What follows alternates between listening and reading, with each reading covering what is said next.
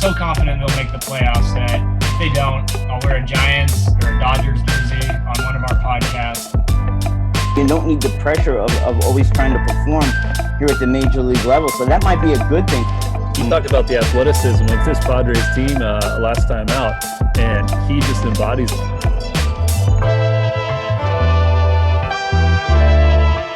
Well, hello, everybody. It's another week for the BCSC Podcast. Andy Bishop here, joined by Brian Vilvin and Thomas Conroy. Guys, this BCSC Podcast is a forum for sports talk. It's a conversation.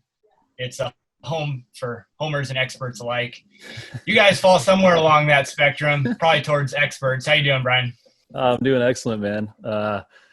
Getting over the sting that was the last 2 days for the San Diego Padres, but another chance to right the ship tonight against the hated Dodgers. So feeling optimistic as always.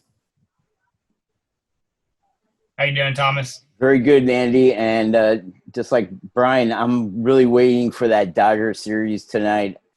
You know, it would be one where I think I would be down there right now. We might be doing a podcast from someplace near Petco, because this is, to me, a really big series, because it kind of gets you, you know, you either become a believer or you don't. And I think even in that locker room, I think if they have a good series, I think a lot of the guys will become more of a believer of themselves.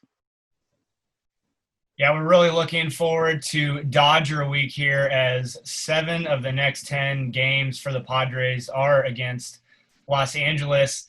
Quick update here on the NL West standings, as we'll really dive into this division for tonight's podcast. Colorado and the Dodgers stand atop, tied. Colorado at 6-2, LA at 7-3. The Padres just one game behind at 6-4.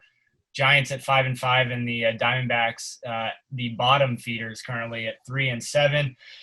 One of us predicted that the Padres would be 6-4 after our last podcast between the three of us, after the Padres were 2-1. Brian, I'll turn to you first. How fitting is this Padres 6-4 record, given their overall performance? Is it where they should be? Is it above, below? How do you feel about the 6-4 mark? Well, I said when it got to 6-2, I tweeted out that they could just as easily be 8-0, and they could just as easily be 4-4. So I felt like 6-2 was about right. And then the last 2 days, they pretty much got knocked around in Colorado. So I think 6-4 is right where this team should be. Andy, big props to you for picking that. Although you're probably the only person in San Diego who was rooting for them to lose the last 2 games just so you could rub it in Thomas and I's faces. No, just I would never accuse you of that. But, yeah, I think 6-4 is about right. And you, my friend, nailed that one right on the nose. Well, it's not that I wanted them to lose, Brian. It's just that I know this Padres franchise all too well. So in my bones, I feel they should be 7-3 based on the fact that they are leading the majors in runs scored, which I don't think we would have expected. They've scored 59 runs, so they're averaging just about 6 runs per game. I didn't expect what we've seen from the bullpen. Thomas, how are you feeling about this Padres squad? I mean, we're 1/6 of the way through the season already. Where do you see them standing right now, Thomas? I'm quietly optimistic about this team. I mean, really the strength of the team has been the weakest link of the team. And for me, I have full confidence in Larry Rothschild and to get this bullpen in order. And, I just can't imagine Kirby Yates and Emilio Pagan just going, pitching this horribly for any, for an extended period of time. I mean, if it was a normal part of the season, we wouldn't even worry about them struggling in the first week of the season. But as you said, it really is a sprint to 60, and you can't have that type of week and feel fortunate that you're in the playoff chase. But that's where the Padres find themselves right now. They're this is a big series with the Dodgers, and they're going to need that bullpen definitely in this series at Petco starting tonight. Sure. So the reason I picked that 6-4 mark through 10 games is I would love to see that consistently all throughout the season, right? A 600 winning percentage at the end of a 60-game season, that would put the Padres at 36-24. I think any of us would take that. Good enough maybe for that second spot in the division, or at the very least one of the 2 wild card spots. So if we consistently win 2 out of 3 series week to week, then I will be happy about that. Let's dig in a little bit deeper to this Padres team. We've seen plenty of surprises. Thomas, you talked about the bullpen a little bit already, but I want to see what you guys think about your biggest surprise, whether it's been the most positive surprise or the most negative. What about you, Brian? Well, for the biggest surprise for me on the positive side has been the emergence of Jake Cronenworth. This guy came in. It was a name that was always intriguing. I mean, it's a cool sounding name, but he was a guy they say, oh, he's going to come in. He can play infield. He can pitch. He's a potential 2-way player. So there was all this excitement about him. And then MLB came out with the weird rules on like 2-way players. You have to either be designated as a pitcher or player, and people thought that was going to hurt him. But anyway, he's a guy who, because of the 30-man rosters, he was a shoo-in to make the team coming out of summer camp. And although he's been in limited action, only had 10 at-bats, he's got 4 hits, 2 triples, a double. His on-base percentage is .455, so he's been on base a bunch of times. And every single time he comes to the plate, he's giving you a good at-bat. He's got only a couple of strikeouts, and with this team, I'll take that. But, Jake Cronenworth, he's played defensively so far at second base and first base. We all thought he's going to be a shortstop, like a backup to Tatis there, but he's shown that he can play anywhere on the field. And we know this guy can still pitch. So Jake Cronenworth has been a very exciting spark plug for this San Diego team. On the negative side, I got to go with the guy who I was giving big props to last week, and that was Jurickson Profar. I was really into the approach he had at the plate. I thought, this guy's really turning the corner. On Thursday night in San Francisco, he went out and went 2 for 4. He was on base 3 times, had a home run, 3 RBIs. At that point, his on-base percentage was .360 on the season. Then, I'm thinking, okay, he's at .360. He's really getting it going. He's going to Colorado. He's going to mash there, and he's going to come back and solidify himself as the second baseman of this team. He went into the Colorado series and went 0 for 13 with 3 strikeouts, and his numbers have just plummeted. He also just had really bad at-bats there. I don't know if it was because of Colorado and the fact that, guys press a little bit because they feel like they need to do too much. He swung at a lot of really bad pitches. Right now, the book on him has been, at least on the left-hand side of the plate, throwing breaking balls in and off the plate. And he's just going fishing for all that. He finds himself, on one knee, half of his at-bats. He looked really bad in Colorado. He was in a couple of big positions where we needed him to get on base somehow. He didn't draw any walks, never got on base in all of his at-bats that weekend. So that was a really big disappointment for me on a guy who on Thursday I went out and said, this is our guy, but he's got to show me something in this Dodgers series. Yeah, and what about you, Thomas? What are you seeing on this subject with the positive and negative? Well, my positive is Drew Pomeranz.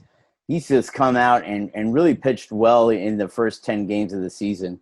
4 1/3 innings, only given up 1 hit, 1 walk, struck out 7 with an 0.46 whip, and teams have only batted 0.77 against him, and he has 2 saves. And what a turnaround for him, guys. If you think about it, 1 year ago, he was with the San Francisco Giants in 17 starts. He was 2-9 with a 5.6 ERA.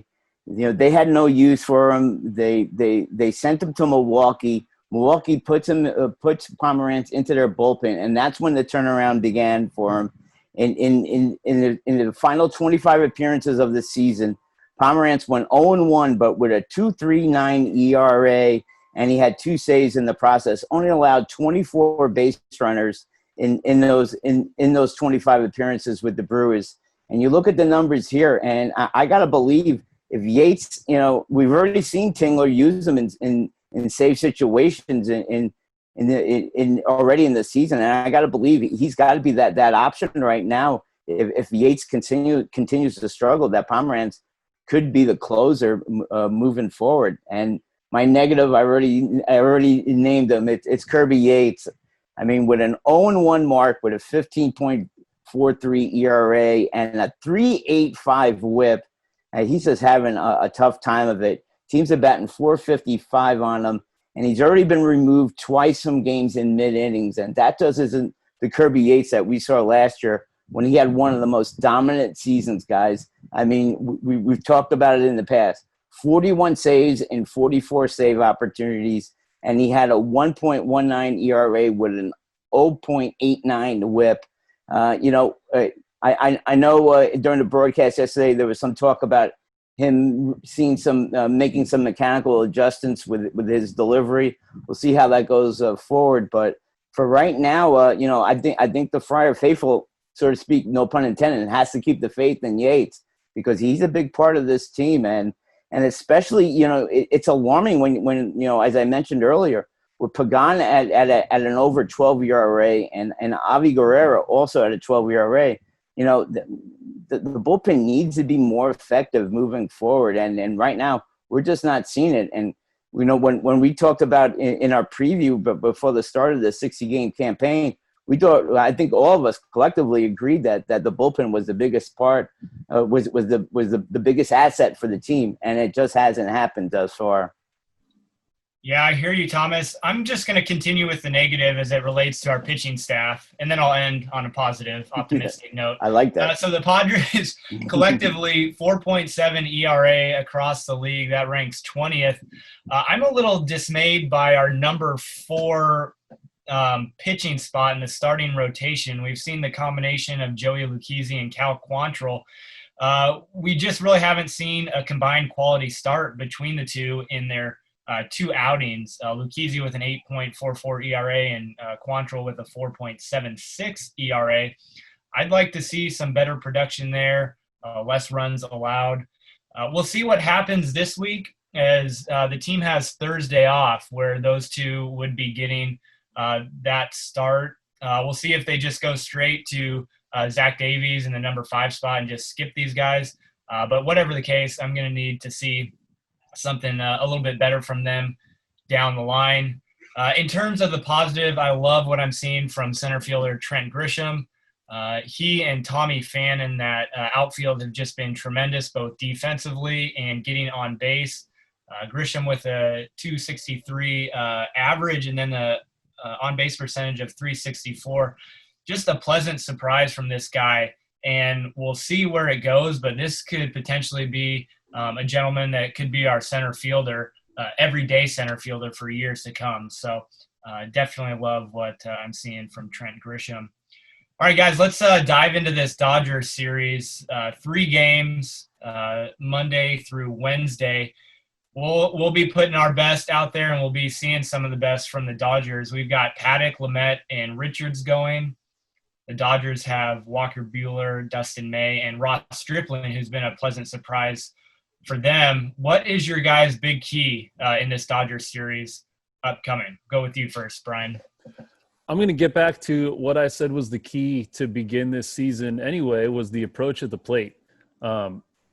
Let's look – I hope we get to look back at that Colorado series and think it was an aberration. Like, that's not the approach that we take at the plate.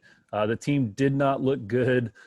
There was a point where we had gone like 16 innings with 4 hits in Colorado, and guys were just chasing after pitches. I know the strike zone was, crazy like it's been all year, but that's no excuse for the approach of the plate. Against these Dodger pitchers, they're going to be around the zone, so it might be more difficult to work those long counts, big at bats, against Walker Buehler especially. He doesn't walk anybody. He's around the strike zone all the time, kind of like Paddock. So it'll be really interesting to see how they handle themselves at the plate. They need to get back to the way they handled themselves in that Arizona series.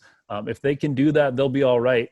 The Dodgers pitching staff could be the best in baseball, so it's going to be a tricky task, especially at Petco. But yeah, if you can't get your offense going in Colorado, it's going to be tough to do it against the Dodgers here. But I'd like to see that from the onset tonight. What do you see with this one, Thomas? Yeah, the one thing I got away from Sunday's game, I know Saturday's game was, as Brian said, was really just a step backwards. But the late innings when the Padres made their late charge and made it a closer game than it actually was. I was very pleased with the approach by the hitters, and especially Will Myers. Will Myers tends to kind of fall into that gap for me sometimes of what Brian was saying is he tends to expand his own strike zone, but he stayed very solid and had a good and I thought had a good end of the game and really put the Padres in a long shot, but a chance to kind of do something in the outcome. So I agree. I think the top of the order has to get on base and extend the count, especially on Buehler. I really want to in this series. I want to extend their pitchers and get into that Dodgers bullpen, because I think that's the weakest part of their team is their bullpen. They still don't. I know ESPN loves to talk about their bullpen and salute Joe Kelly, but I don't think they're as effective. And I'm definitely and I definitely think that if we can get into their bullpen, we can make some damage with our bats. So it's a big series, but it comes down to kind of echoing what Brian said is be patient at the plate, make a high pitch count, and really force Dave Roberts to kind of use his bullpen in this game. Cannot allow them to get an early lead as they normally do here at Petco. Because that's been one of the biggest problems in the past is the Dodgers get out to that lead and then it really forces the team to kind of not take pitches, but try to get something going offensively. So it's got to slow down the Dodgers offense and then work the pitch count. Yeah, great points, guys. I absolutely agree with you. You definitely have to work those starters. And I want to see our starting pitching go as deep as they can, especially with our concerns in the bullpen.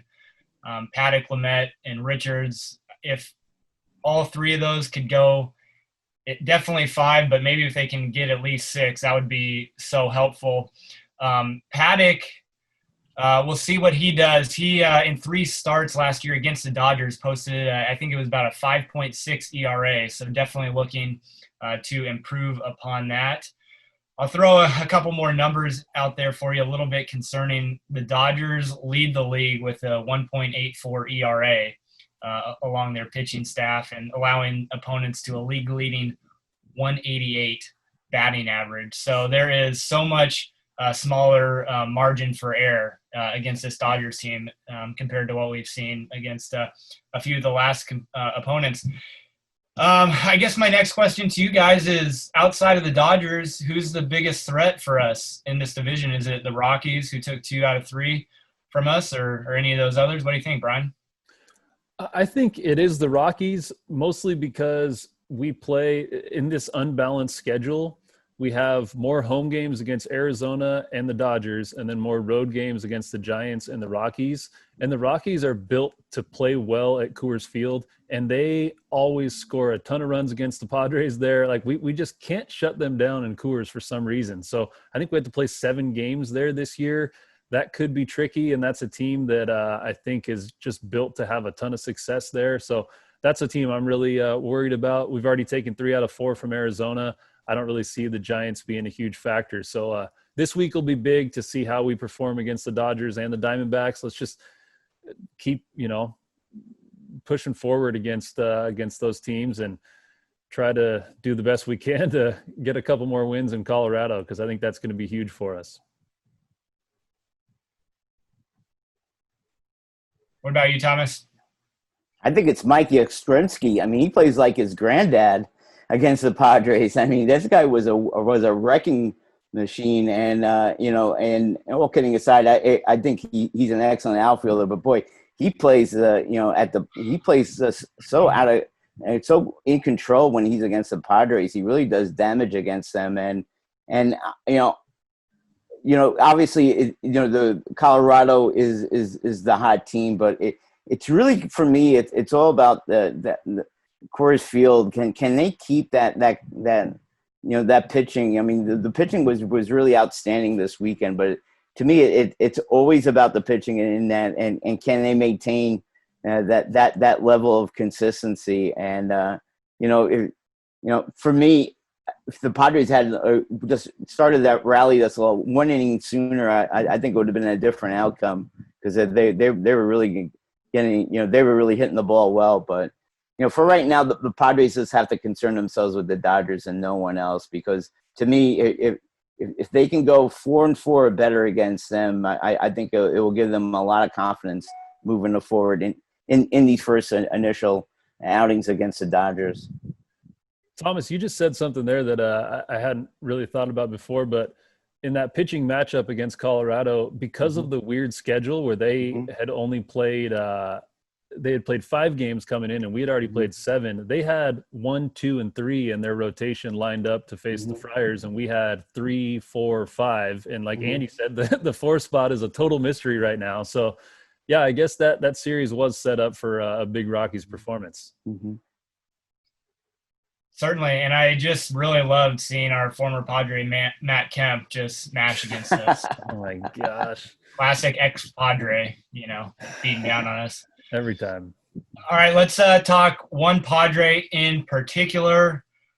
Somebody we're missing in the lineup, Eric Hosmer, who was finding some real success through the first few games, but then was put on the 10-day injured list. Brian, how much are we missing this bat in the lineup? Yeah, we're missing it a lot because of the new approach he had taken, hitting the ball in the air, and just being another big weapon inside that lineup. That's a guy who opposing pitchers look at and they have to worry about. So taking his bat out of there, it really is a factor. So I think, man, I can't wait for these 10 days to get up. Hopefully the gastritis or the issue that he's dealing with gets resolved quickly and that he's okay, because we really need Eric Hosmer back in the lineup moving forward. Thomas, if Hosmer's availability continues to be a little spotty, who are you most comfortable with at that first base position? I really think the Padres are going to have to go with a platoon of Naylor and Ty France at first base, because I think it weakens the outfield defensive play if you bring Myers in, for everyday basis. So to me, it's a platoon, and you really just gotta give these guys an opportunity. I think we'll learn more about these two players too, in while Hosmer's out, and really you're seeing how delicate a lineup can be, because the balance of the lineup is really missing that left-handed stick that Hosmer has, and right now it seems like we're just too right-handed conscious on this team. Yeah, I hear you. All right, one more thought on the Padres, guys. MLB.com just came out with their power rankings for the week, and they have the Padres at number 8. If I would have told you that before the season, what would you have said, Brian? I would have thought you were crazy. Also, I would have thought we'd have to be like 9-1 or 8-2 to get that kind of love. It's almost as if the last 2 games in Colorado didn't happen. Like, everyone's still giving the Padres all the love off of that 6-2 start. So, yeah, it's strange. I don't know that I would have believed that. I figure we would have to be super hot instead of a 6-4 team. But this is the type of team that we talked about moving forward, or years ago, that we're building towards this point. And 2020 was always something that people had said to keep your eye on. So I think now really is the time, and people across baseball are recognizing that the Padres might be for real.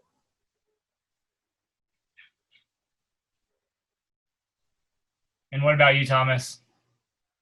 Well, we broke the top 10, so another top 10 team in San Diego, just like San Diego State, and it's 1 week, and it didn't end the way we wanted it to, but that's what's so great about baseball, right? We kind of tend to forget about yesterday when the first pitch starts tonight with the Dodgers. So it's always evolving and moving forward. There's really not much time to really look back on anything. So let's go forward. This is a big series, and let's just get it on already.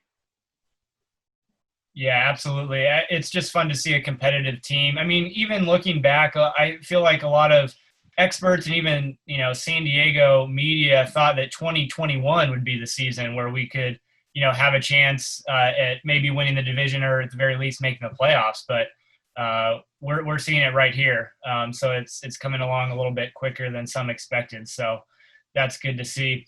I'll jump right back over to you, Thomas. Still a lot of concern across Major League Baseball with players from different teams coming down with the coronavirus. Are you concerned at all that there may be any, pause to the season or trouble fitting the season within the given time period? No, I'm not concerned that the season is in jeopardy of being canceled. I think it would have to be more of maybe half the league getting, having an outbreak. I really think it comes down to the two teams in question that have the most cases, the Marlins and the Cardinals. Is really, if I was the commissioner, Rob Manfred, I would call the owner and the front office and just say, you got to get your team in order, because follow the protocols. Everybody else is following the protocols, and we're not having this much of an outbreak, but you're really derelicting your job as front office staff, and get them in order, and just and just tell them that this is the way our life is right now for the next 66 days is play baseball, grab your gear, go home, go to sleep, do whatever you want inside your home, and then wake up the next morning and get back to the park, and that's it. You can't have these extracurricular activities going on as a team, because we're seeing it now that this is where an outbreak occurs. And in such extreme cases, I would almost do what the MLS did, guys, where they basically sent two teams home from their tournament down there at the bubble in Orlando, because they had just a gross outbreak that they didn't want to basically affect their season. So, to me, I would have no problem telling the Cardinals and the Marlins that if you can't get your act together, then your season's canceled, and we'll see you next spring. Yeah, time will tell, and always a evolving and fluid situation. Thomas, I see that Lakers jersey or Lakers shirt that you're rocking. Hey, I'll turn it over to Brian. I know that's your team as well. Have you been checking out any of the action inside the Orlando bubble? Yeah, the NBA bubble is really cool. I like what they've done with the court, the camera angles, just everything. Everything about it has been really refreshing, and it just feels like basketball. And that first game, Thomas and I talked about it a little bit, but the Laker-Clipper game, what a way to introduce basketball back into the limelight. That finish was so exciting. Some of the best players in the world on the floor for that, and maybe that was a little playoff primer for what to expect when the Western Conference playoffs roll around. So really excited about how things are looking in the bubble. We don't have to talk about game number 2 for the Lakers, because that one did not go as well. But another chance to get another W on the board tonight. So I'm glad I got my 2 TVs set up so I can have the Pods on one TV and the Lake Show on the other. But, yeah, pretty cool stuff. There you go. Sports is slowly but surely starting to normalize our lives. I was out of town for a few days, so I'm finally getting back into the sports world. So looking forward to a lot of that NBA action and, of course, more Padres baseball. Chris Paddock, Walker Buehler, the 2 aces for the Dodgers and Padres going at it tonight in a big NL West matchup. Thomas, I'll go ahead and give you the final word on this matchup this week. It's really tonight's going to be such an exciting matchup. I think in a normal setting of let's say, like, if we were in August and we were heading into the series, we'd really be talking dominant about these 2 pitchers. But right now, we just don't know what type of pitchers they are, simply because they have a short amount of work. And as you mentioned it early, Andy, I didn't realize it after you gave the numbers, but I think that's going to give extra incentive for Paddock tonight to show his dominance against this Dodger team. His ERA is kind of middle of the road against them, and I think that has a lot to do with being a rookie last season. So it would be just so fantastic if he could just pitch a nice 6-inning one hit performance and then hand it to the bullpen as he dominates and slows down this Dodger offense. Certainly. I was looking at the next 10 days for the Padres. So we'll obviously see Paddock tonight, and then we'll see him likely again over the weekend against Arizona. And then depending on how Tingler goes about the starting rotation, we could see Paddock again during the final game against the Dodgers next week. So could be Paddock 3 times in the next 10 games, but we'll see how that goes. Brian, your final thoughts on the week ahead. I mean, if you had told us at the beginning of the year that we'd be starting a 3-game series against the Dodgers in August, 1 game behind them in the standings, I would have signed up for that all day long. So we get to experience that starting tonight. I just couldn't be more thrilled to be playing meaningful baseball. Yeah, we're 10 games into the season, but that doesn't matter. There's only 50 games left. It's a very exciting time. All right, well done, guys. Thanks so much for joining me here on the BCSC Podcast. That's Brian Vilvin and Thomas Conroy. I am Andy Bishop. We will catch you next time. Go Padres. Beat LA.